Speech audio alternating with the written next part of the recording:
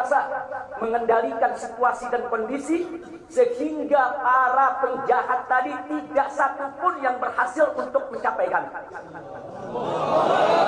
Ini menunjukkan bagaimana sigapnya mereka, cerdasnya mereka, pintarnya mereka, beraninya mereka tanpa senjata. Itu kedua yang ingin saya sampaikan. Dan poin ketiga, bahwa tuduhan kalau pengawal-pengawal kami dipersenjatai adalah fitnah besar, bohong besar. Tidak ada satupun pengawal kami yang dipersenjatai, karena kami tidak pernah mengira, sekali lagi, kalau kami akan diperlakukan seperti itu. Pengawal-pengawal ini pengawal standar keluarga biasa. Pengawal standar keluarga biasa. Saya ada 4 mobil, semua isinya keluarga, anak, mantu, saudara, cucu-cucu kami semua ikut. Ada 3 masih bayi, masih minum air susu ibu. Dan masih ada yang 4 saudara yang di bawah 5 tahun, bahkan yang di bawah 3 tahun. Jadi benar, ya, kami sekeluarga semua. Sudah. Nah, jadi yang ingin saya sampaikan di sini adalah para laskar ini mengawal. Tugas mereka mengawal, bukan untuk mengganggu siapapun. Jadi sudah benar mereka melaksanakan tugas. Ketika begitu banyak mobil ingin menyalip, ingin membahayakan kami, mereka melakukan tugas dengan sangat cantik. Mereka tidak mencelakai orang dengan sangat cantik, yaitu bagaimana mereka mengusir satu persatu mobil-mobil tersebut sehingga tidak berhasil masuk ke dalam rombongan. Dan subhanallah, ya kawan, yang keempat yang ingin saya sampaikan di sini, dengan takdir Allah, laulahum, tanpa mereka ini para syuhada, mungkin kami sudah digiring ke medan pembantaian yang mereka rencanakan. Allah mentakdirkan sesuai dengan kehendak Allah Subhanahu wa taala. Demi Allah, saya dan keluarga siap setiap saat untuk menghadapi mati syahid, ya. Kami tidak akan pernah mundur selangkah pun juga. Tidak akan pernah takut untuk menghadapi segala ancaman dan teror. Maka itu saya sampaikan sekali lagi, 6 laskar yang mati syahid ini, mereka laskar yang luar biasa. Mereka laskar yang setia. Bahkan Anda bisa dengarkan dalam rekaman-rekaman yang tersebar, yang viral di mana-mana, ya kawan. Bagaimana mereka tertawa, saudara, senang begitu melihat saya dengan keluarga semua sudah terbebas dari kejaran. Begitu mereka melihat saya dengan keluarga semua sudah berhasil meluncur keluar dari kejaran, mereka senang. Padahal sebentar lagi mereka akan dibantai. Mereka digiring ke medan pembantaian. Dan sampai saat itu kami tidak pernah tahu kalau mereka yang melakukan pembantaian adalah pihak kepolisian. Kami tidak pernah tahu. Kami tidak pernah suudzon. Kami tidak pernah menuduh. Bahkan dalam keterangan pers Dewan Pimpinan Pusat Front Pembela Islam masih dicantumkan orang tidak dikenal. Karena kami tidak berani menuduh siapapun tanpa bukti. Kami tidak berani menuduh siapapun tanpa saksi. Itu ajaran Islam. Tidak boleh kita menuduh siapapun tanpa bukti dan saksi, ya ikhwan. Tapi subhanallah, tatkala dari pagi sampai siang kami kerahkan laskar-laskar Kerawang dipimpin oleh pimpinannya masuk ke setiap rumah sakit di wilayah Kerawang, masuk ke setiap kantor polisi, saudara, di Kerawang, menyapu bersih itu jalan tol. Saudara, setiap rest area didatangi semua dalam rangka untuk mencari para syuhada ini. Di mana mereka? Di mana mereka? Tapi subhanallah, akhirnya Allah buka mulut yang membantai, saudara. Allah buka mulut mereka. Allah buka mulut mereka, saudara. Tak bisa mereka sembunyikan, saudara. Allah Maha Kuat, Allah Maha Besar, Allah Maha Kuasa.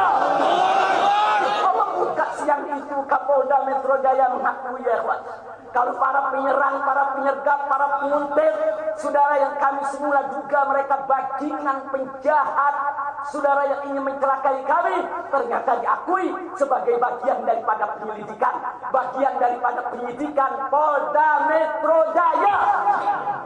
Bukan kami yang menuduh, mereka yang mengaku, ya kawan. Kalau mereka menutup mulut, tidak pernah mengaku, sampai kapanpun kami tidak akan pernah tahu, ya kawan. Subhanallah, pertolongan Allah hanya hitungan jam, saudara. Allah buka mulut mereka. Padahal logikanya kalau mereka tahu ya ikhwan. Tapi Allah Maha tahu, Allah Maha berkehendak. Allah buka mulut mereka saudara, Allah buka pengakuan mereka saudara, sehingga sekarang menjadi terang benderang siapa para pelaku penjahat itu saudara. Ini poin-poin penting yang ingin saya sampaikan. Dan semalam saudara kita sudah membentuk tim untuk memeriksa secara utuh bagaimana kondisi daripada 6 jenazah syuhada kita. Saya sudah mendapatkan laporannya secara lengkap. Nanti pada saat yang tepat akan kita adakan siaran pers secara nasional.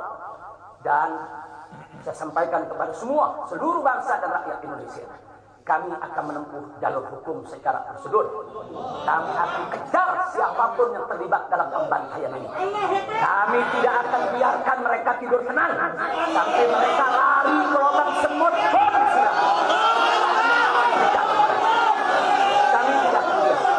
Maka itu saya minta kepada seluruh rakyat dan bangsa Indonesia, tahan diri, sabar. Kita hadapi dengan elegan. Kita tempuh prosedur hukum yang ada. Karena kalau prosedur hukum ini ditempuh dengan baik, insya Allah semua akan terbongkar ya. Siapa yang melakukan pembantaian di medan lapangan, sampai siapa yang menjadi otak saudara yang mengatur ini semua akan terungkap. Tapi kalau Anda emosi, kalau Anda berjuang sendiri-sendiri, maka ini akan terkubur, tidak akan pernah terungkap ya kawan. Maka itu saya minta sekali lagi, sabar. Sabar. Ada saatnya ya kawan. Ada saatnya kita akan melakukan perlawanan. Ada saatnya ya kawan.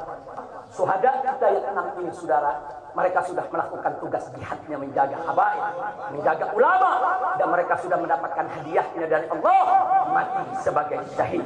Insya Allah syahadat mereka diterima oleh Allah Subhanahu wa Ta'ala. Dan sengaja memang kami yang meminta keridhaan dari keluarga masing-masing untuk bisa mereka dimakamkan di pondok pesantren agrokultural markas syariat ini. Akan tapi salah satu daripada syuhada kita atas permintaan keluarga mereka, ibundanya yang begitu cinta kepada sang anak ya ikhwan, dibawa ke rumahnya dan dikubur di rumahnya. Jadi sekali lagi, mudah-mudahan semua syuhada yang 6 ini diterima oleh Allah Subhanahu wa Ta'ala. Saya tidak ingin berpanjang lebar lagi, tapi sekali lagi bahwa DPP FPI sudah berkomitmen dengan seluruh ormas-ormas Islam yang ada ya kawan. Anda bisa lihat bagaimana ormas-ormas Islam sudah memberikan pernyataan sikap dari berbagai kalangan, di mana kita kompak semua satu kata bahwa harus dibentuk tim pencari fakta independen yang melibatkan semua elemen, yang melibatkan Komnas HAM, Amnesty Internasional. Bahkan kami minta juga Komnas HAM anak untuk ikut berbuat. Karena di dalam kejadian itu ada yaitu 3 bayi dan masih ada lagi yaitu 4 balita ditambah 1 lagi balita dari salah seorang anak kerabat kami ya Pak. Jadi pada kejadian itu tidak kurang dari 12 wanita, 3 bayi dan 6 balita yang masih berada di bawah usia 5 tahun. Komnas HAM anak tidak boleh membiarkan, karena pada saat kejadian itu ada bayi-bayi kami yang ketakutan karena mobil itu meluncur tidak wajar, tidak semestinya. Dalam goncangan mobil tersebut, bayi-bayi itu menangis, ibu-ibu itu menangis, mereka terteror, terintimidasi. Mereka bukan tidak takut, ini satu teror yang luar biasa. Nah, karena itu sekali lagi Komnas HAM perempuan, Komnas HAM anak, mereka semua harus ikut terlibat. Tidak boleh ketidakadilan, tidak boleh kezaliman semacam ini dibiarkan terjadi di negara kesatuan Republik Indonesia. Kalau hari ini kejadian sadis brutal seperti ini bisa menimpa saya dan keluarga, bisa menimpa 6 syuhada ini ya kawan, maka kalau dibiarkan besok akan bisa menimpa siapa saja warga negara Indonesia di negeri ini. Maka itu saya ajak semua elemen bangsa ini, dari mulai presidennya, DPR-nya, dan seluruh institusi kenegaraan terlibat, yaitu secara bersama-sama untuk mengungkap fakta yang sebenarnya apa yang terjadi di balik semua ini. Itu saja yang ingin saya sampaikan. Sekali lagi ya ikhwan, malam itu saya dan keluarga keluar lewat dari jam 10 malam. Kenapa kami lewat dari 10 malam? Karena kami pikir kalau keluar jam 7 atau ba'dal maghrib banyak krodit macet di jalan ya kawan. Nah lewat dari jam 10 supaya jalan agak senggang. Nah, Kami harap sekitar jam 12 atau lewat kami sudah sampai di tujuan. Tujuan kami suatu tempat peristirahatan yang memang cocok buat kesehatan. Kami sedang membutuhkan sedikit waktu lagi untuk memulihkan yaitu tenaga kami, kesehatan kami. Dan selain itu juga, saudara, kami tidak pernah menyangka kalau perjalanan kami malam itu sebetulnya sudah direncanakan oleh pihak lain untuk digiring ke medan pembantaian. Kami tidak pernah menyangka dan kami tidak pernah menduga. Tujuan kami hanya ke tempat peristirahatan, dan sehingga kalau jam 12 atau setengah 1 kami sudah sampai, kami beristirahat, dan subuh kami punya pengajian keluarga. Baca Al-Quran, baca hadis, baca zikir, hanya khusus untuk keluarga kecil kami saja, untuk anak, menantu, cucu, dan untuk babysitter yang menemani cucu-cucu kami, begitu juga untuk beberapa anggota kerabat kami. Jadi kami tidak pernah menyangka acara yang sebetulnya begitu sederhana, indah, saudara, ternyata sedang digiring ke medan pembantaian. Dan subhanallah, akhirnya kami semua selamat. Berkat apa? Dengan takdir Allah, berkat perjuangan ke-6 syuhada ini, ya Tuhan.